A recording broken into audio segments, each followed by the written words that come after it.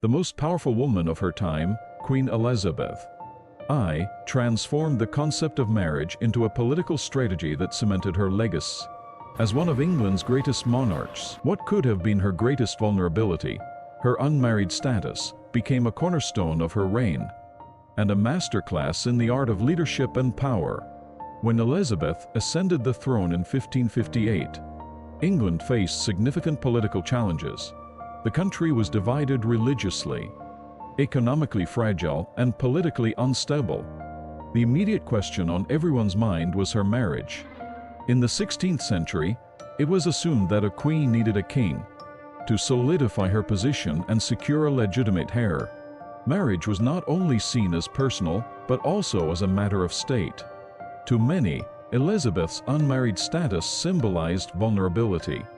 To Elizabeth, however, it represented an opportunity. The stakes surrounding Elizabeth's marriage were high.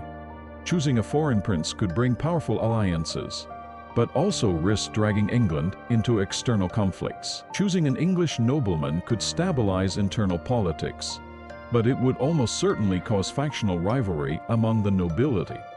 Elizabeth understood that any marriage would come with heavy consequences. Marriage could make her or break her. She needed to tread carefully.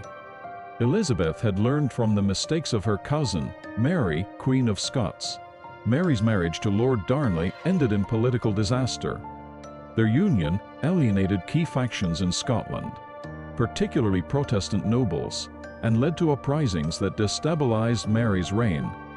The marriage had stripped Mary of the political neutrality needed to govern effectively, and ultimately, it contributed to her downfall. Elizabeth recognized this danger. For her, marriage was not merely about personal happiness or fulfilling societal expectations. It was a potential trap, a gamble with the future of her throne. But Elizabeth did not simply reject the idea of marriage.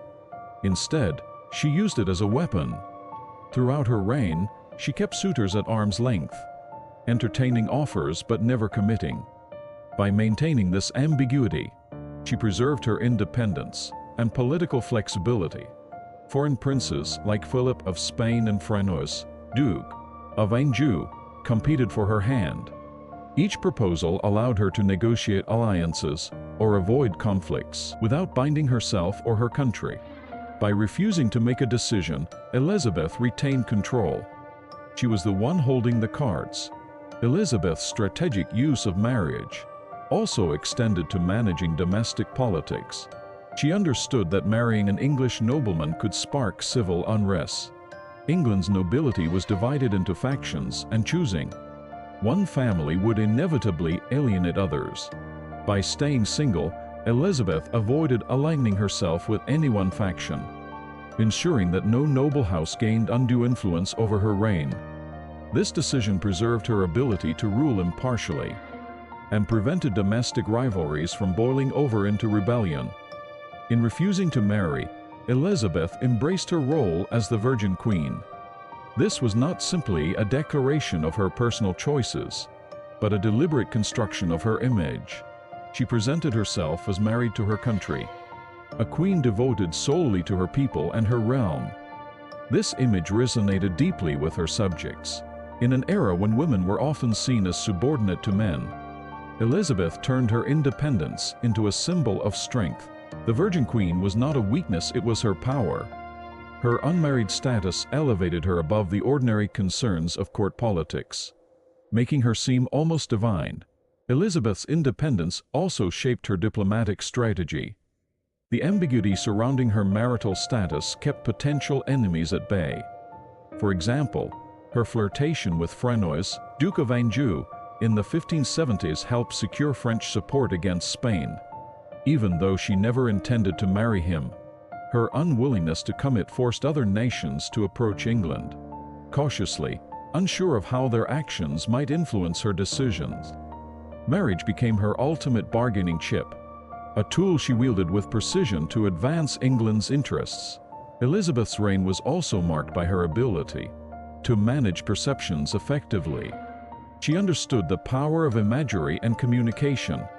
Her speeches, like the famous one at Tilbury, before the Spanish Armada, reinforced her image as a strong and capable leader.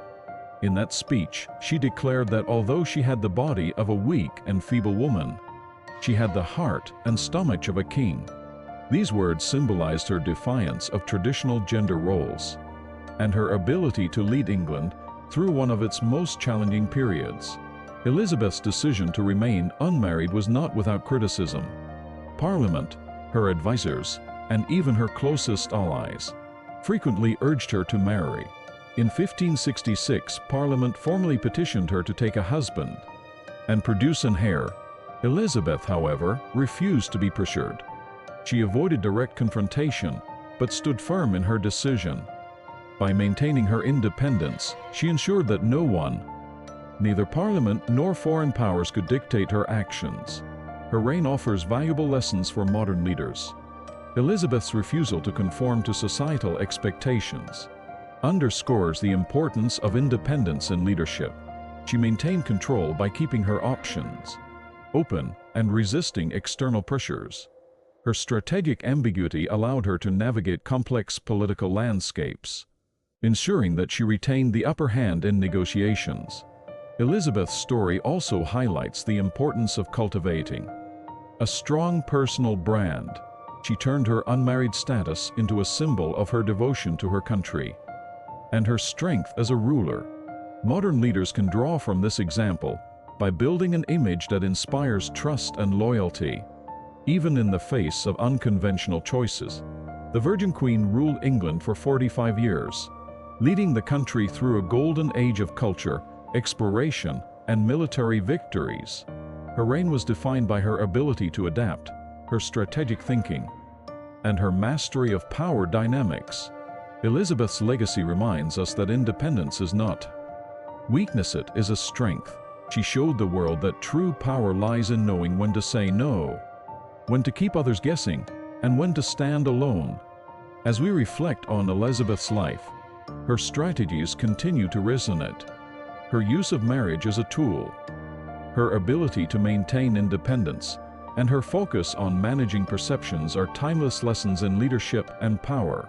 Her reign teaches us that sometimes the most revolutionary thing a leader can do is refuse to follow the expected path.